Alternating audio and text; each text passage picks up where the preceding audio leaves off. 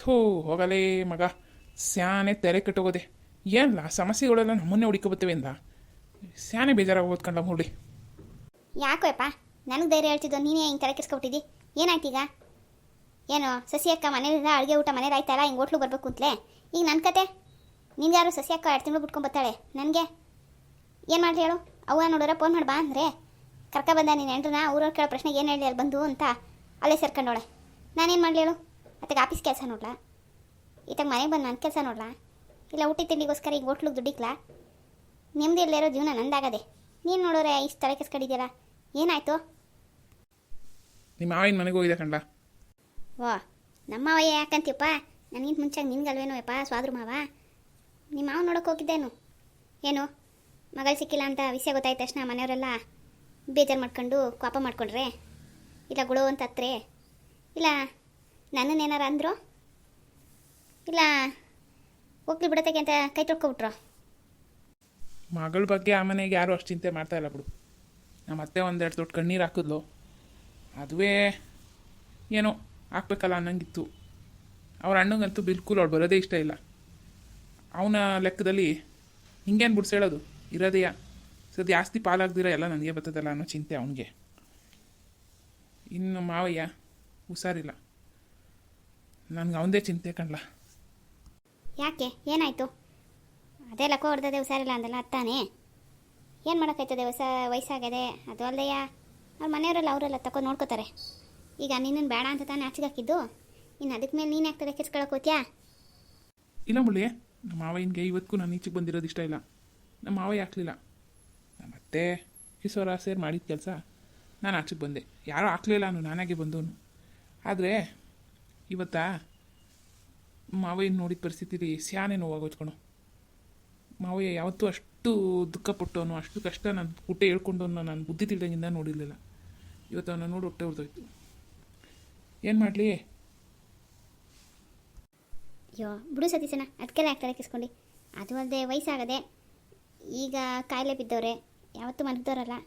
ಇದೇ ಮನಿಕೊಂಡಿರೋಕ್ಕೆ ಬೇಜಾರು ಮಾಡ್ಕೊಂಡು ಹಂಗೆಲ್ಲ ಮಾತಾಡಿರ್ತಾರೆ, ಅದಕ್ಕೋಗಿ ತಲೆ ಕೆಸ್ಕೊಳಕ್ಕಾಗತ್ತೆ? ಇಲ್ಲ ಮುಳ್ಳಿ, ಅಷ್ಟೇ ಆಗಿರೆ ನಾನೇ ಸಮಾಧಾನ ಹೇಳ್ಬಿಟ್ಟು ಬರ್ತಿದ್ದವನು. ಅತ್ತಮ್ಮ ಸಂದಾಸ್ ನೋಡ್ಕೋತಿರುವಂತೆ, ಹೇಳ್ಕೊಳ್ಳೋ ಬೇಡ ನನಗೆ ಸಂಕಟ ಹತ್ಕೊಂಡು ಹೇಳ್ದ. ನಮ್ಮ ಕಿಶೋರ ಅಂತುವೆ ಮನೆ ಒಳಗೆ ಇಟ್ಕೊಂಡು ನನ್ನ ಮಗ 3 ದಿವಸ ಆಗದೆ ಅಂತ ಕಂಡ್ಲ ಮಾಡಿ ಮ್ಯಾಕೆ ಹೋಗಿ ಅವ್ರ ಅಪ್ಪನ ನೋಡಿ. ಅದಕ್ಕೆ ಒಂದಕ್ಕೆ ಹೋಗಕ್ಕೂ ಯಾರು ಬರೋಲ್ಲ ಕಂಡ್ಲ ಬಿಡೋಕ್ಕೆ ಅಂತ ಸ್ಯಾನೇ ಹೊಂದ್ಕೊಬಿಟ್ಟ. ನನ್ನ ಹೊಟ್ಟೆಗಳೆಲ್ಲ ಚುರುಕುಟ್ಟೋಯ್ತು. ಆ ಸೊಸೆಗಳನ್ನ ಪಾಪ ಹುಡುಗಿಗೆ ಮನೆ ಕೆಲಸ, ಆ ಮಗ ಕಟ್ಕೊಂಡು ಮಾಡೋದು, ನಮ್ಮ ಅತ್ತೆ ಕಸ ಬಿಸಾಕ್ತಂಗೆ ಯಾವಾಗ ಒಂದು ಕಿತ ಹೋಗಿ ಊಟ ಹಾಕ್ತಾಳಂತೆ. ಈ ಸರ ನೋಡೋದೇ ಇಲ್ವಂತೆ. ಮಾವಯ್ಯ ಬೇಜಾರು ಮಾಡ್ಕೊಂಡ, ನಾನಾರು ಇರ್ಬೋದಾಗಿತ್ತೆ ಅನ್ನಿಸ್ತು. ಅರೆ ಏನು ಮಾಡಲಿ, ಹೋಗಿ ಇರೋಕ್ಕೆ ಮಾಡೋಕ್ಕೆ ಈಗ ಹೌದಾನದ, ನನ್ನೇ ಫ್ಯಾಕ್ಟ್ರಿಗೆ ಬರಬೇಡ ಅಂತ ಅಂದೇ ಬಿಟ್ಟ ಮುಖ ಮುಲಾಜಿಲ್ದಂಗೆ. ಈಗ ನಾನೇ ಏನಪ್ಪ ಮಾಡೋದು, ಸಡನ್ನಾಗಿ ಹಿಂಗೆ ಆಗೋಯ್ತಲ್ಲ ಅಂತವ ತಲೆ ಕೆಡ್ಸ್ಕೊತಾ ಅನ್ಕಂಡ್ಲ. ಹಾಂ, ಏನು ನಿನ್ನೆ ಫ್ಯಾಕ್ಟ್ರಿಗೆ ಬರಬೇಡ ಅನ್ನೆ? ಅದ್ಯಾಕಂತೆ? ಅವನೇನು ಜಾಸ್ತಿ ಆಗೋದಂತ? ಬಿಡ್ಲ, ಜಾಸ್ತಿ ಅಂದರೆ ಇನ್ನೆಷ್ಟು ದಿವಸ ಇರ್ತೀನಲ್ಲ. ಆಮೇಕಾರು ನನ್ನ ಜೀವನ ನಾನು ನೋಡ್ಕೋಬೇಕಾಗಿತ್ತು. ಈಗ ಅವ್ವ ಮಗನಿಗೆ ನಮ್ಮದು ಅಂತ ಮಾಡ್ಕೋಬೇಕು. ನಾನೆಲ್ಲಿ ಅದರೊಳಗೆ ಪಾಲಿಗೆ ಬಂದ್ಬಿಡ್ತೀನೋ. ಈಗ ನಿನ್ನ ಹೆಂಡ್ರು ಹೆಂಗಿರೋ ಓದ್ಲು, ಈಗೆಲ್ಲ ನಮಗೆ ಆಗಲಿ ಅಂತ ಲೆಕ್ಕಾಚಾರದಲ್ಲಿ ಅವರೇ. ಅದಕ್ಕೆ ನಾನು ಬೇಡ ಅಂದವ್ರೆ. ಅರ್ಥದಲ್ಲಿ ಈಗ ನನ್ನ ಮೇಲೆ ಬಿದ್ದು ಇಲ್ಲ ನಾನು ಬರ್ತೀನಿ, ನಾನೇ ಮಾಡ್ತೀನಿ ಅನ್ನೋಕ್ಕೆ ಆಯ್ತದ? ಇವೆಲ್ಲ ಮಾವಯ್ಯ ಚೆನ್ನಾಗಿದ್ದೀರಾ ಆಯ್ತಾ ಇರಲಿಲ್ಲ. ಏನು ಮಾಡೋಣ, ಮಾವಯ್ಯ ಬಿದ್ದಿದ್ದ ಟೈಮ್ ನೋಡ್ಕೊಂಡೆ ಹಿಂಗೆಲ್ಲ ಮಾತಾಡೋರೆ. ಈಗ ಬಲವಂತವಾಗಿ ನಾನು ಹೋಗೋ ಚೆನ್ನಾಗಿರೋಕ್ಕಿಲ್ಲ. ಅದು ಅಲ್ಲದೆ ಯಾ ಮುಳ್ಳಿ, ನಾನು ತಲೆನೂ ಕೆರ್ಸ್ಕೊಳಕ್ಕಿಲ್ಲ. ನಂಗೆ ಕೆಲಸಗಳು ಗೊತ್ತವೆ, ನನ್ನ ವ್ಯವಹಾರ ನಾನೇನೋ ಮಾಡ್ಕೋತೀನಿ. ಅರೆ ಸಡನ್ನಾಗಿ ಹಿಂಗೆ ಮಕ್ತ ಎದುರುಗಡೆ ಸಂಬಂಧನೂ ನೋಡಿದಿರ ಮಾತಾಡ್ಬಿಟ್ನಲ್ಲ ಅನ್ನೋದು ಒಂದೇ ಬೇಜಾರು.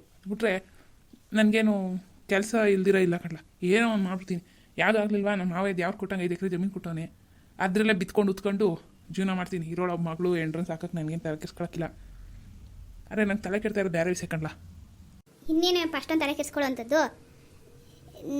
ನಿನಗೆ ಕೆಲ್ಸಕ್ಕೆ ತಾನೆ, ನಿನ್ಗಾದರೆ ಅಲ್ವಾ ಬೇಡ ಅನ್ನ ಬಿಡು. ನಿನ್ಗಿಷ್ಟ ಆಯ್ತಾ ಬಾ, ನನ್ನ ಆಫೀಸ್ನಾಗೆ ಪಾರ್ಟ್ನರ್ಶಿಪ್ಪಲ್ಲಿ ಇಬ್ಬರು ಮಾಡ್ಕೊಳ್ಳೋಣ. ನಿಂದು ಎಷ್ಟು ಬಂಡವಾಳ ಅದು ಇದ್ರೆ ಹಾಕು, ಇಲ್ಲ ನಾನೇ ಹಾಕ್ತೀನಿ. ಇಬ್ಬರು ಬಂದಿದ್ರೆ ಹಂಚ್ಕೊಳ್ಳೋಣ. ನಾನು ಇನ್ನು ಯಾರಿಗೆ ಮಾಡಬೇಕು? ಇಬ್ಬರು ಸೇರಿ ದುಡಿಯೋಣ, ಇಬ್ಬರು ಬಂದಿದ್ರೆ ಹಂಚ್ಕೊಳ್ಳೋಣ. ನೋಡು, ಯೋಚನೆ ಮಾಡು. ಇಲ್ಲ ಕುಡ್ದು ನಿನ್ನ ಸಂಬಂಧದಲ್ಲಿ ಯಾವ ವ್ಯವಹಾರನೂ ಮಾಡೋಕ್ಕಿಲ್ಲ ಮುರಳಿ, ಸಾಕು. ನನಗೆ ಕಿಶೋರ ಅಂದಿಟ್ಕೆ ದಕ್ಕಂತು. ಆದ್ರೂ ಇದೇ ನನ್ನ ಮುಂದೆ ಚಿಕ್ಕ ಹುಡುಗ, ನಾನು ನೋಡೋದ್ರ ಗೊತ್ತಿದ್ದು ಇವತ್ತು ಹಿಂಗೆ ಅಂದ್ಬಿಟ್ನಲ್ಲ. ನಾನು ಎದುರ್ಕೊಳ್ಳೋ ಮಗನೂ ಅಲ್ಲ ಬಿಡು, ಅದಕ್ಕೆಲ್ಲ ನಾನು ತಲೆ ಕೆಸ್ಕೊಳ್ಳಿಲ್ಲ. ಅರೆ ನನ್ನ ತಲೆಯಲ್ಲಿ ನಮ್ಮ ಮಾವ ಹಿಂದೆ ಚಿಂತೆ. ಪಾಪ ಏನು ಕಣ್ಣೀರು ಹಾಕ್ಬಿಟ್ಟ ಗೊತ್ತಾ, ಬೇಜಾರಾಗೋಯ್ತು ನನಗೆ ಅವ್ನು ಮಾತಾಡಿದ್ದ.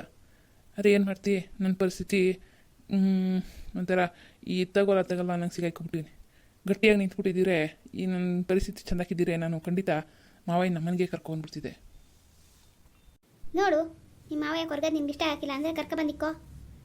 ಏನು ಅವ್ರ ಮಗ ಕಳ್ಸಲ್ಲ ಅಂದರೆ ಸದ್ಯ ಕಳ್ಸಲ್ಲ ಅನ್ನಕ್ಕೆ ಹೋದಾರೇನೋ, ಈಗ ಸದ್ಯ ಹೋದ್ರೆ ಸಾಕು ನಂಗೋರೆ ಕರ್ಕೊಂಡು ಹೋಗು ಅಂದ್ಬಿಡ್ತಾರೆ.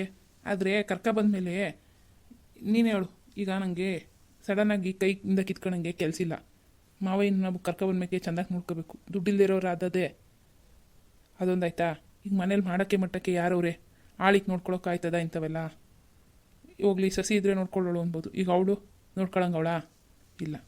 ಈಗ ಮಗ ಅವಳು ಬಂದ್ಮೇಲೆ ಕರ್ಕೊಬರ್ಬೇಕು ಅಂದ್ರೆ ಮಗ ಇನ್ನೂ ಒಂದೊಂದು ವರ್ಷ ಆಗೋ ಗಂಟ ಅವಳು ಮನೆ ಕೆಲಸ ಮಗಿನ ಕೆಲಸವೇ ಸಾಕಾಯ್ತದೆ. ಇನ್ನು ಇದು ಬೇರೆ ಮಾಡು ಅಂದರೆ ಆಯ್ತದಾ? ಅದಲ್ಲದೆ ಮಾವಯ್ಯ ಈಗ ಎದ್ದು ಓಡಾಡೋಕ್ಕಾಯ್ತಾಯಿಲ್ಲ. ಏನೇ ಇದ್ರೂ ಎಲ್ಲ ಮನಗಿತವೆ. ಅದನ್ನು ತಾನೇ ನಾನು ಅವ್ಳಿಗೆ ಹೆಂಗೆ ಹೇಳಲಿ. ನಾನು ಇದು ನೋಡ್ಕೊಳ್ಳೋಣ ಅಂದರೆ ಈಗ ನಾನು ಕೆಲಸ ಅಂತ ನನ್ನ ಸ್ವಂತಕ್ಕೆ ಅಂತ ಹಿಡಿದ್ರು ಅದು ಕೈಗತ್ತೋರ್ಗು ನನಗೆ ಎಷ್ಟು ಕಷ್ಟ ಆಯ್ತದೆ. ಈಗ ನೋಡ್ಕೊಳ್ಳೋರಿಲ್ಲ, ಮನೆ ಪರಿಸ್ಥಿತಿಲಿ ಕಾಸಿಲ್ಲ, ಕೆಲಸ ಇಲ್ಲ, ಹೆಂಗ್ಲ ಮಾವಯ್ಯನ ಕರ್ಕೊಬಂದು ನಾನು ನೋಡ್ಕೊಳ್ಳೋದು. ಇವಾಗ ಏನು ಮಾಡಬೇಕು ಅಂತಿದ್ಯಪ್ಪ? ನಿನ್ನ ಮನಸ್ಸಿನಾಗ ಏನಾದ್ರು ಯೋಚನೆ ಮಾಡ್ಕೊಂಡಿದ್ರೆ ಹಂಗೆ ಮಾಡು. ಏನು ಮಾಡೋದು, ತಲೆ ಕೆಟ್ಟೋಗೋದು ಕಂಡುಬಿಡ್ಲಿ.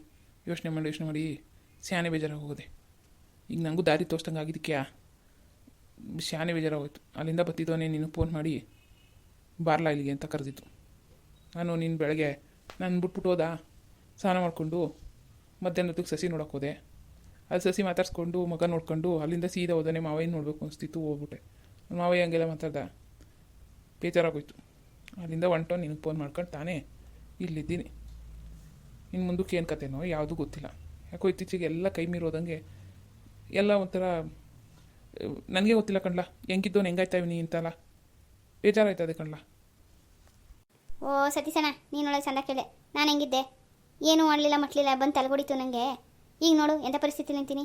ಅವ್ವ ನೋಡೋರೆ ಮನೆ ಬರಲ್ಲ ಅಂತಾಳೆ, ಇವಳು ನೋಡೋರೆ ಕೈಗೆ ಸಿಗ್ದಂಗೆ ಹೊಂಬಿಡೋಳೆ. ನಾನು ಏನು ತಪ್ಪು ಮಾಡಿದೆ ಅಂತ ನನಗೆ ಈ ಪರಿಸ್ಥಿತಿ?